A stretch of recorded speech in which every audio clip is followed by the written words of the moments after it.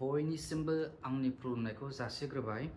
दासान्दि ससियेल मिडियायाव नुनो मोनगासिनो दङ खायफा बिपिएफनि सेला बेलाफ्रा बुंगासिनो दङदि UPPL पार्टिया गैलिया, UPPLआ जोबस्रांजोब्बाय, UPPLआ थानाय नंलिया होननानै। नाथाय आं दिनै नोंथांमोननि सिगाङाव क्लियार बुंनो लुबैदोंदि UPPLआ जेबो जोबस्राङाखै, UPPLआ जेरै दङ एरैनो दङ। Our leaders are silent. It does not mean our UPPL party is no more. We are silent. It does not mean our UPPL party is dead. Our leaders are silent only because they don't want to create unnecessary drama. We are silent only because we have accepted the public mandate.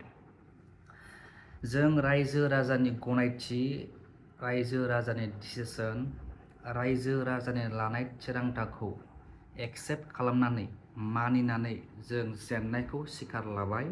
नाथाय बे जेननाया जोंनि UPPL पार्टिया जोबस्राङाखै। बे जेननायजों जों रासिन गोहोगोरासो जानानै दङ। UPPLआ मालाबाबो जोबस्राङा आरो इयुनावबो जोबस्रांनाय नङा। बे जेननायनि खारन बा जों मानि थाखाय जेनखो, जोंहा मायाव मिस्टेक जाखो, जोंनि उइकनेस, जोंनि गोरोन्थिफोरखौ जों दा नायबिजिरनोसो समय मोनबाय।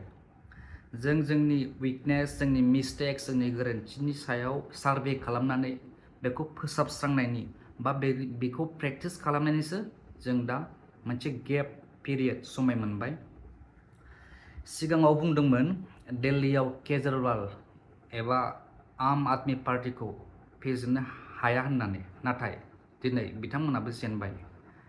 बेंगलाव बुंदोंमोन ममता एबा TMCखौ माब्लाबाबो फेजेननो हाया होननानै, नाथाय दिनै बिथांमोनाबो जेनबाय। अब्ला BTCआव BPFखौ फेजेननो हायैनि जेबो खारन गैया। बिसोर अलरेडि जोंजों खनसे MCLA आरो MLA इलेक्सनावबो जेनबोखाबाय आरो इयुनावबो बिसोर जेनफिनगोन। आं सासे सेन्ट्रेल युथ कमिटि UPPLनि जानानै जोंनि गासै district committee, block committee, primary कमिटिनि मावथि लोगो नोंथांमोनखौ खावलायगोन, नोंथांमोना गोसोखौ लोरबां खालामनो नाङा। हरनि खोमसिया मालाबाबो खोमसियैनो थाबाय थाया। हरनि उनाव सोराङा फैफिनखायो। समा बेनो बे थाबाय थाया। समनि सोलायनाया जाफिनखायो। जों फैफिनगोन। We will back with more strength, with more power and with more stronger. Jay Hind, Jay UPPL।